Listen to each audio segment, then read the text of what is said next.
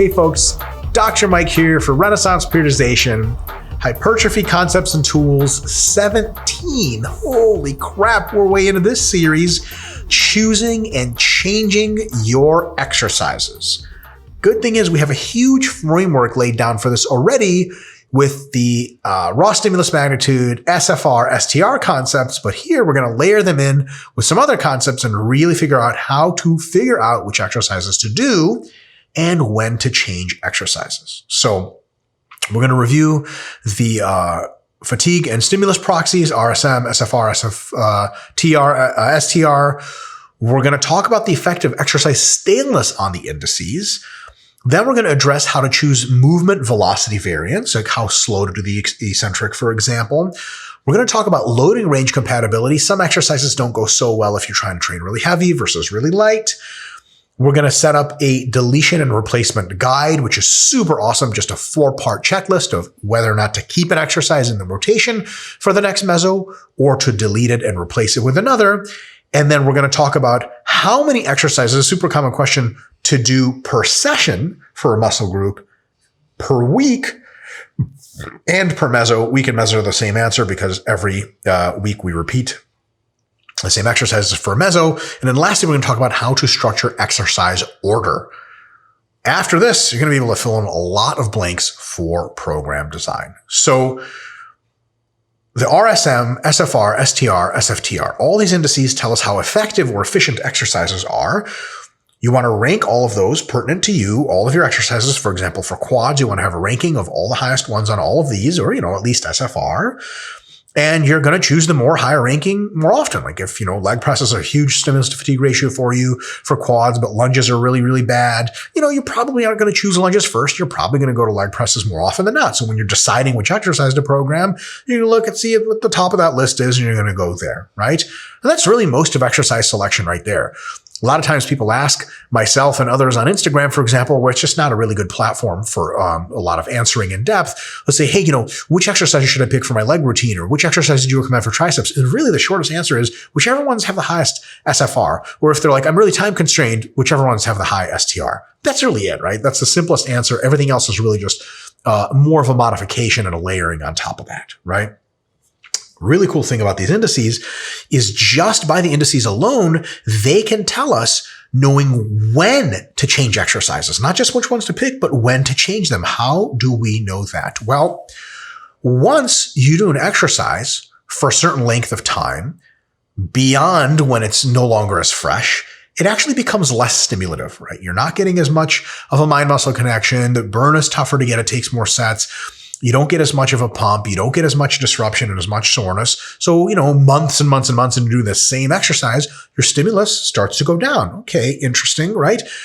That means that not only does your raw stimulus magnitude fall for that exercise, but the SFR goes down and the STR and the SFTR go down, because when everything else is equal and stimulus goes down, all those indices start to perform more poorly. So basically, if you've been doing leg presses for like forever, all of a sudden they're not that stimulative and all the indices start to fall, which means other exercises compared to them might start to look better and might have higher index rankings, right?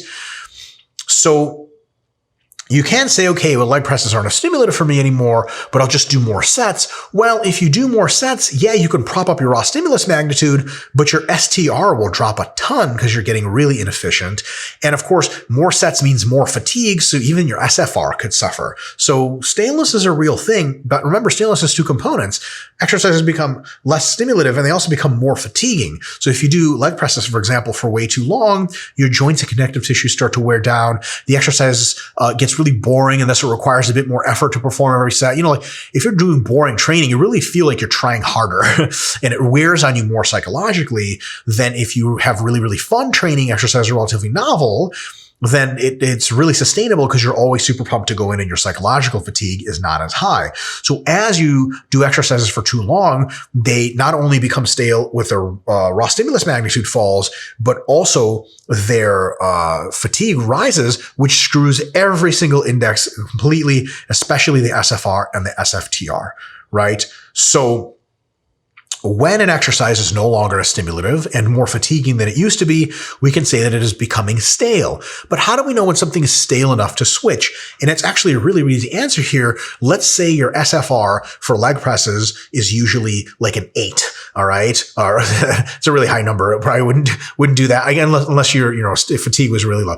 Let's say SFR for leg presses, usually 3, right? And for hack squats, it's usually 1.5. Okay. The good exercise hack squats, but leg presses just generally have a better SFR for you.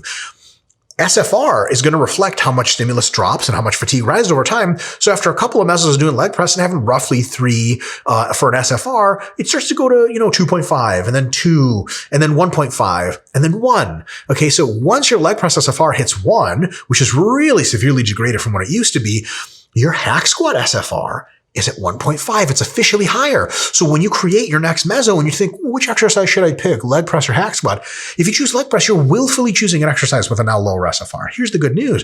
If you choose hack squat and do that for a couple of mesos until its SFR goes down to 1 or something like that, by the time it's got 3 mesos in and its SFR went from 1.5 to 1, not the best training you could have had, but the best alternative, your leg press has been so refreshed, like you haven't trained it in a while, the local micro injuries have healed, psychologically ready to go again, it might be back up to a 3 or even higher. Then you switch to the leg press, milk it out as far as it will go, and switch to hack squat, leg press, hack squat, leg press. If both of them are really stale at some point, you might switch to barbell squats as number 1, so on and so on and so on. So basically, usually you'll have a couple of exercises that are really similar in your SFRs, right? They'll be like 2 or 3 each. And then if you overuse one for a little, which is totally fine, it's going to dip significantly below the other 2 or 3. You pick one of those or 2 of those, put it in for a while, milk them out until they dip and automatically replace. It's a self-solving problem. And if you pause the video right now and look at the screen, there's another example on the screen for you, written out with barbell rows. Really, really, really straightforward, right? So in effect, a lot of exercise deletion and replacement, and we'll have some more guides to it later, is really just monitoring your indices and making sure you're honoring them. Like if a certain exercise is just really scoring total dog shit on the SFR and you're still putting it in, and there's other exercises for that muscle group that are better SFRs, why are you still doing that exercise? Who knows? Stop doing it. Start doing the other ones, right? Next, how do we pick movement velocity variation? Well, there are 2 basic rules for repetition cadence. First is all reps have to be controlled at least on the eccentric somewhat. So you don't fall into a rep in hypertrophy training, you control it. Now it could be fast control and it could be slow control, but it has to be under control. The concentric you can push as fast as you want. You can even do a little bit of a change of direction, no big deal, but the eccentric has to be controlled for safety and for effect. Remember, if you have an uncontrolled eccentric, you're not even contracting your muscles during that time, you're missing a bunch of the growth stimulus from that, right? And number 2, so the first part's controlling the eccentric. Number 2 is the sum total of the eccentric, isometric, and concentric, the whole rep cycle from start to finish.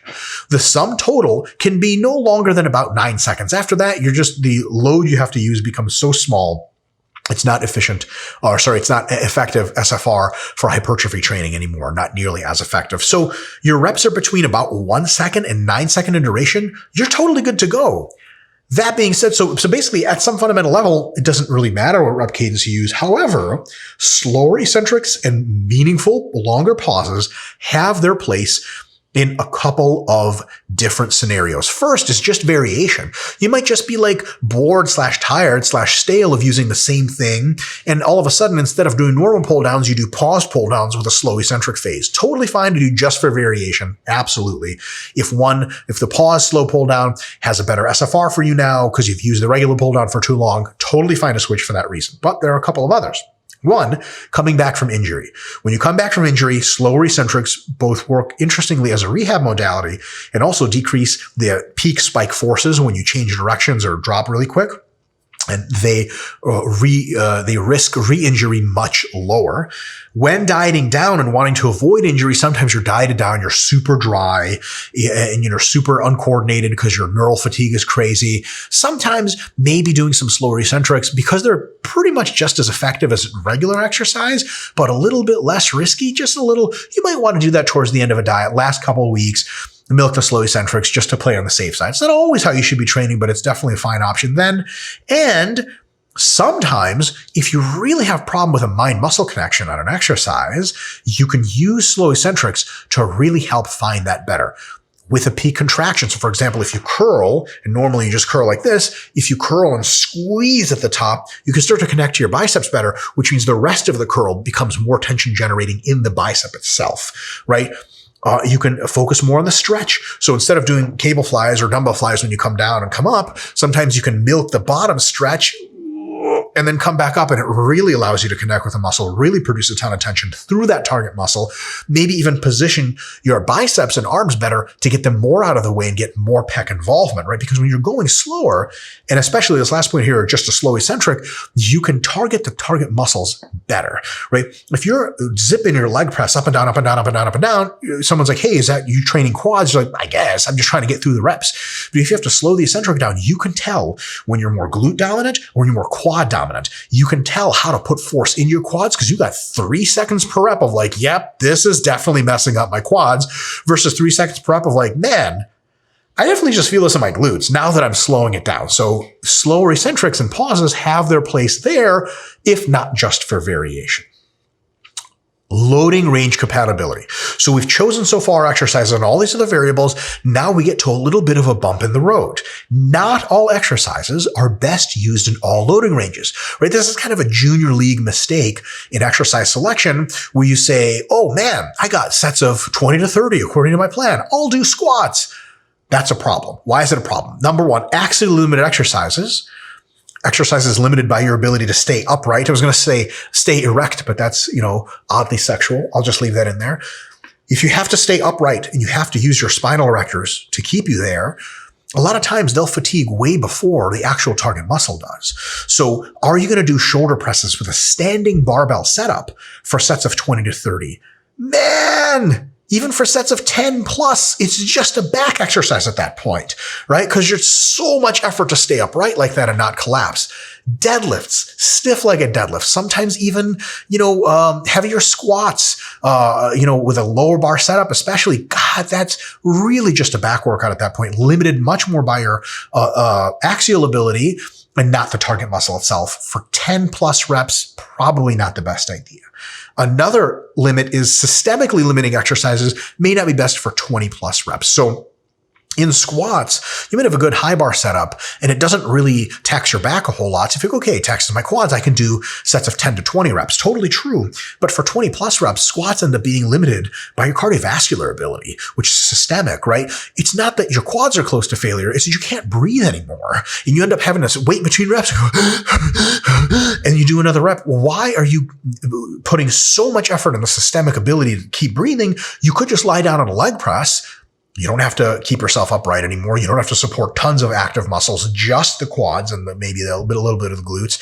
And now you can do sets of 20 to 30 reps and be limited by the quads themselves, right? So if you have axially limiting exercises, probably best not to do them for 10 or more reps. 5 to 10 is their rep range. Systemically limiting exercises, especially cardiovascular, probably best not to go over 20 reps with those. On the other hand, point number 3, single joint exercises. A lot of times, maybe it's not super safe because there's no other joint coming to the rescue to do them with very, very heavy weights in the 5 to 10 rep range or anything lower than 10 reps. And sometimes it's just not the greatest mind-muscle connection because your body won't even let you generate a ton of tension with a single muscle at the same time. So for example, laterals.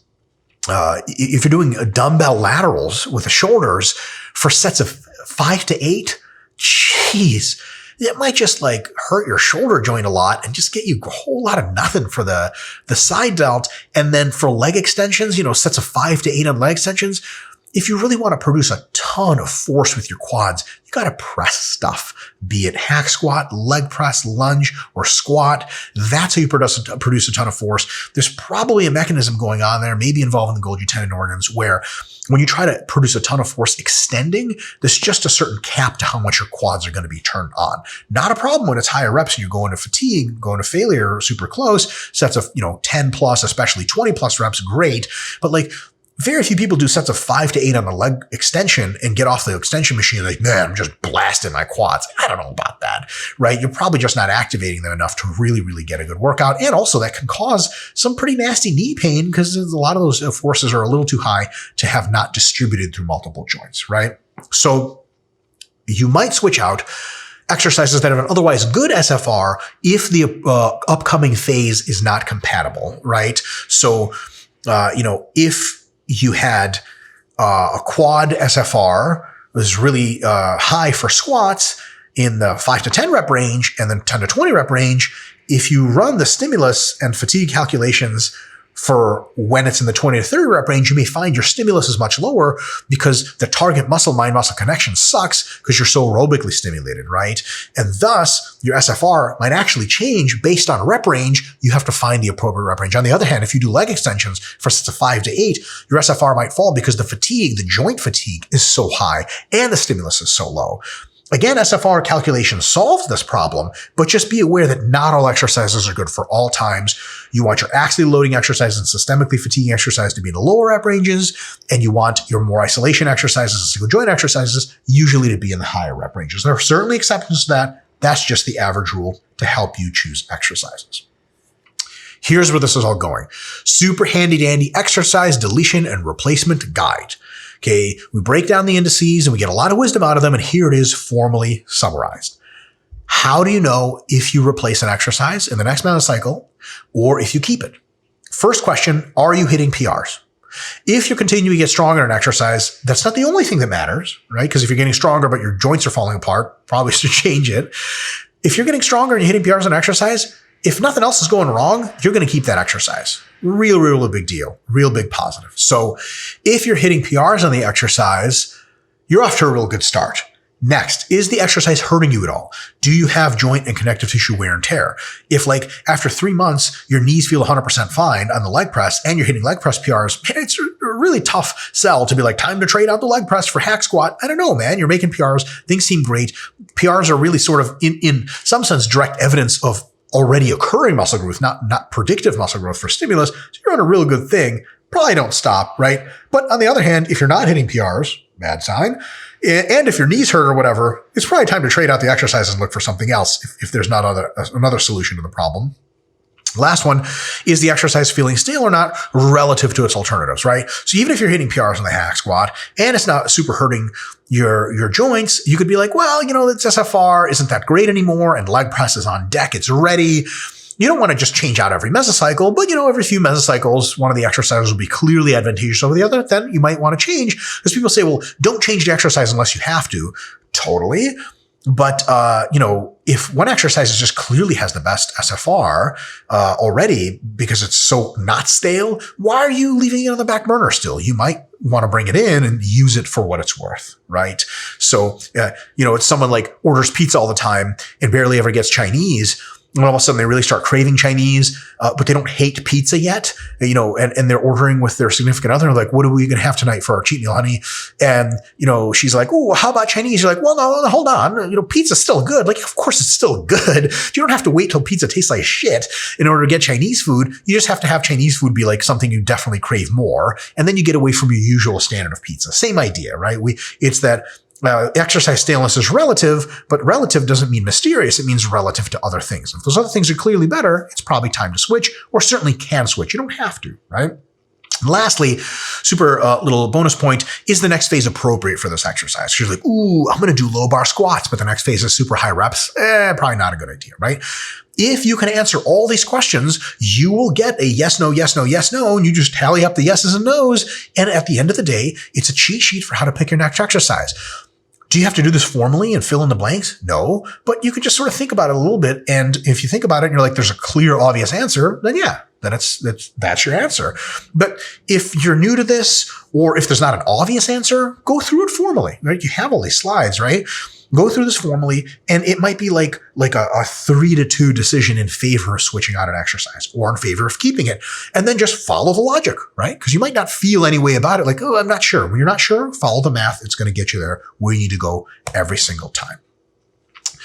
Second to last point, the exercise number per session. Huge question. And of course, the next question of per week and per meso. How many exercises should we be doing? So The SFR of an exercise is generally very stable for roughly 3 to 5 sets because, yeah, the fatiguing is increasing and the stimulus is dropping set to set to set for each exercise. But at the same time, your mind-muscle connection tends to get a little better. Your pumps tend to get a little better. So there are some mitigating factors whereby SFR for an exercise is pretty stable. So you don't have to do one set of machine chest press, and then the next set you go on to dumbbell incline. It's absolutely not like that. There's a good 3 to 5 sets of machine chest press you can do or any other exercise until the SFRs probably start to go down to where another exercise is probably beneficial, right?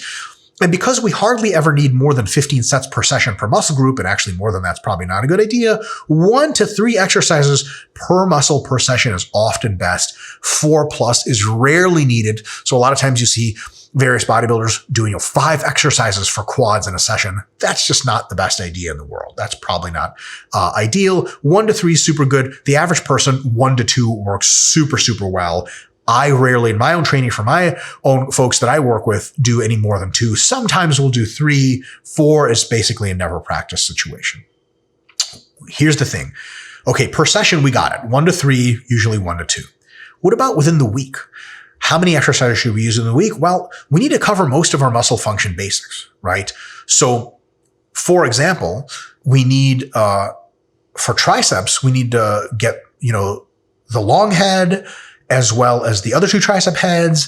And there are certain positions, certain angles where the long head doesn't work as much and the other heads work. So, there's some diversity. For example, quadriceps, they have an extension function. They have sort of a pressing function.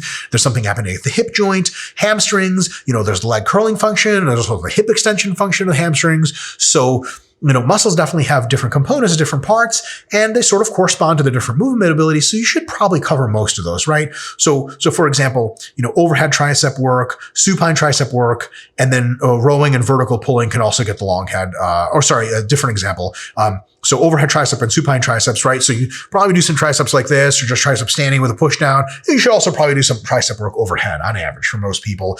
And then what about back work? People always debate, what's better, pull downs or rows for lats? It's just a ridiculous debate. They're a lot of times hitting a bunch of other muscles too, and hitting lats in a very different way. And we want both. So you're going to do probably some rowing and some vertical pulling. Most muscles have only 1 to 3 basic functions, so 1 to 3 exercises per week should cover it, right? So, if you're doing quads, for example, you can have a situation where the quads are being activated maximally while the hip is very extended, lunges, right? You could have one where the hip is flexed and a big pressing component, leg press or squat, and you could have one where the exclusively knee extension is occurring, which is leg extensions. If you do 3 of those per week, more than covers it. And really, you don't even have to do that many, but that's the sort of extra credit bonus point answer, right? Reusing exercises is totally fine. You can do incline barbell press Monday, and you can do it again on Wednesday, and you can do push-ups on Friday. That's only 2 exercises, but you should probably do some variation there, for example, in rep ranges, right? So you maybe do sets of 5 to 10 on Monday for incline press, sets of 10 to 20 incline press on Wednesday, and then sets of 20 to 30 for push-ups on Friday. That would work super, super well. Can you do more exercise variations than 1 to 3? Yes, but you got to make sure not to burn out all your best SFR variants. So for example, if you have 3 really, really good chest exercises and all the rest don't really work all that great for you, or rather their SFRs are much lower. So you have 3 top rather tied SFR exercises, or 1, 2, 3, and then nothing, and then there's dog shit at the bottom. You don't want to do all 3 of them in the same week for the same meso, because 5 mesos later, you got to trade one of them out. What are you going to do? Is one of these dog shit ones going to fill in? It's going to be terrible training. So maybe you want to do 2 exercises, heavy, moderate, same exercise, light, different exercise. So for a whole meso, you have 1 exercise on deck that's not being used. And when whichever one of these 2 exercises gets the most stale, you replace it with this exercise that's fresh, milk it out, and then the exercises that you're using, the other exercise that you were using, then they get stale. This one's fresh again. You replace that and go back and forth. Got to have something on the back burner to replace. You don't want to use all your best variants all at the same time. When bodybuilders do these crazy routines where they're doing all the best exercise in one session, I just want to be so what do you do in 3 months? God knows, right? Who knows? Nothing good to rotate to. Exercise order. The real simple answer here, it's whatever does best for the index you're looking for. So if raw stimulus magnitude is what you're looking for to accomplish, you want to place the exercises in the order that will achieve the highest RSM for the session, which usually means the highest raw stimulus exercises first while you're fresh. Super, super straightforward, right? So if you're trying to train your back like crazy and deadlift fuck up your back more than anything else, you you're going to want to do deadlifts first, not last, because you want them fresh and you want to work as hard as you can. If they have the highest raw stimulus magnitude for your back in your case, you want to put them first and everything after, so on and so on. Even if it's lower in SFR, because you don't care, you're after raw stim. SFR, you want to place in a way that gets you the highest SFR for the whole workout, which means you might do some isolation exercises before compounds to get the net SFR better. Classic example, leg extensions first for 5 sets, leg presses after for 5 sets. Because the leg extensions pre-exhaust your quads for the presses, it's better to do your presses first, but they're more fatiguing. But if your quads are pre-exhausted, they still get a good workout for the presses, but the systemic fatigue is so low because you have to use less weight for the leg presses now considerably. It's not as much stimulus, but the weight is so much lower, the fatigue is much lower. So putting it leg extension, then leg press, better SFR, not RSM, than if you have leg press first, leg extension after. So that might be something you want to be interested in. If you have SFR, you might be doing a little bit of isolation before, compound after. Maximizing SDR is super simple. Exercise orders, you put your highest SDR exercises first and maybe just only. So almost always compounds first if you're in a rush to get to the gym. So people say they'll watch my videos where I do let's say a leg extension, then I go into a leg press after. And they'll say, is that a good idea for me? I train 3 times a week for half an hour. Absolutely not. It's a terrible idea. Get rid of the leg extensions altogether. Maybe do some if you have some time at the end. Squat first or leg press first. Much better idea. And of course, SFTR, place in the order that generates the highest SFTR. So here are the final implications. Exercise selection should not be random. It should be guided by the indices, right? And exercise replacement, when it's time to replace them, should not be random. It should be guided by the deletion and replacement guide mentioned earlier. The exercise number you use should be minimal because you want to conserve the number of variants to rotate earlier. You don't want to squish a bunch of exercises into a week, pointlessly overlapping. You want to make sure that exercises are justified. And lastly, the exercise order needs to reflect the main index of importance. There's no answer to is doing leg extensions before leg presses or after leg presses good or bad. Which one of those is worse or better? It's which one of those produces the highest raw stimulus magnitude versus SFR, because there could be 2 different answers.